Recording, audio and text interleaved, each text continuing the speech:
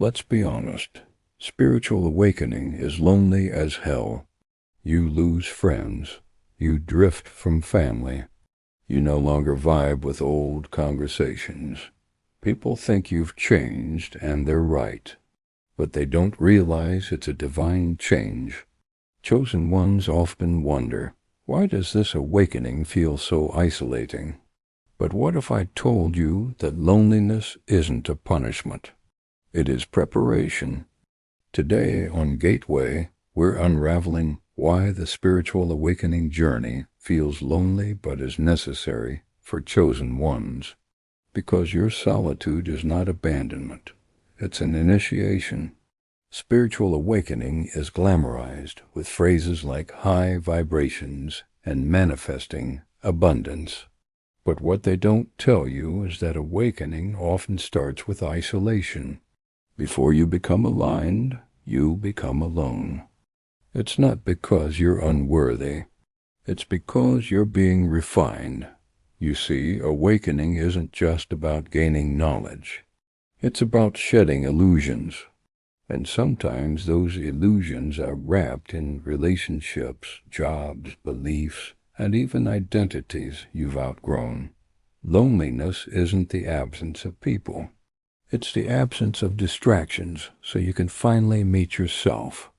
Let's dive deeper into why this isolation is sacred, and how it prepares you for the mission ahead. Number 1. Awakening shifts your frequency. When you awaken, your energetic frequency rises. You start seeing through facades, hearing what isn't said, and feeling vibrations that others are oblivious to. But as your frequency shifts, your reality shifts too. Conversations that used to excite you now drain you. Social circles that once felt like family now feel misaligned. Relationships you tolerated start feeling suffocating. It's not arrogance, it's energetic misalignment. You're not losing people. You're shedding frequencies that no longer match your soul's evolution. Number 2. Isolation clears the noise. Society programs us to constantly be connected. We equate busy schedules and social interactions with success. But spiritual awakening flips this narrative. Suddenly, solitude feels more nourishing than parties. Silence feels more authentic than small talk. You crave space not because you're antisocial, but because your soul is detoxing. In isolation, you confront your shadows, your conditioning, your unfiltered truth. This is why solitude becomes a sacred classroom. You begin to discern between external noise and internal guidance. Number 3. Chosen ones must disconnect to reconnect. To align with your higher self, you must first disconnect from the false self. This disconnection often looks like cutting off toxic friendships, leaving a misaligned job, questioning inherited beliefs, walking away from environments that dim your light. It's not running away, it's making space. The universe clears out the old to make room for the aligned tribe, aligned purpose, and aligned identity. But during the in-between phase, before new connections manifest, you'll feel like you're walking alone. That's when faith becomes your fuel. Number 4. Loneliness as a rite of passage. Every ancient mystic, prophet, and spiritual leader endured a period of isolation. Moses had his desert. Buddha had his Bodhi tree. Jesus had his wilderness. Mandela had his prison cell. Loneliness is a rite of passage for chosen souls. In that isolation you hear your soul's whispers, receive divine downloads. Cultivate inner resilience. You're not exiled. You're being recalibrated. Number 5. Emotional detox. The sacred purge.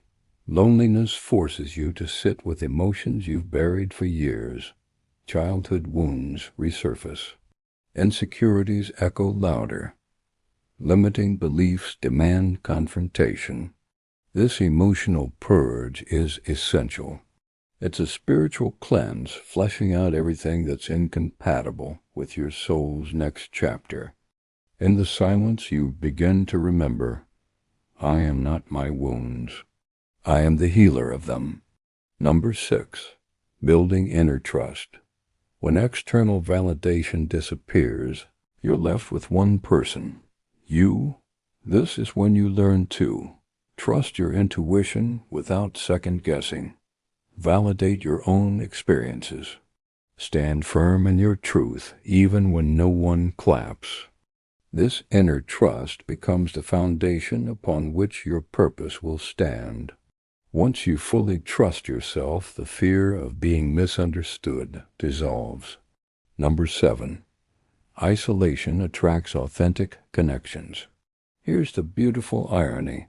The moment you're content in your solitude is when aligned souls start appearing. The universe mirrors your frequency. When you vibrate from wholeness, you attract people who resonate with your authentic self, not your survival mask. These are people who speak your soul's language, honor your boundaries, uplift your purpose, celebrate your evolution. But this can't happen if you're still clinging to relationships that anchor you to an old version of yourself. Number 8, awakening equals responsibility, not popularity. Being a chosen one isn't about popularity. It's about responsibility. Your spiritual gifts, whether intuition, healing, teaching, or leading, aren't for show. They're for service. And to serve effectively, you must be clear, centered, and aligned. Isolation is the universe's way of refining your vessel so that when you step into your mission, you're unshakable. So if you're in a season of isolation right now, remember, you're not being punished, you're being prepared. Loneliness is the soul's retreat before its grand return. You're shedding layers, calibrating frequencies, and downloading truths that can't be received in crowded rooms. The loneliness you feel today is creating the clarity you'll need tomorrow. If you're walking this lonely path right now, type, I am being prepared in the comments. Let's light up the comments with chosen ones who are turning solitude into sacred ground. Don't forget to like, subscribe, and share Gateway with someone who feels isolated but needs to know their awakening is on purpose.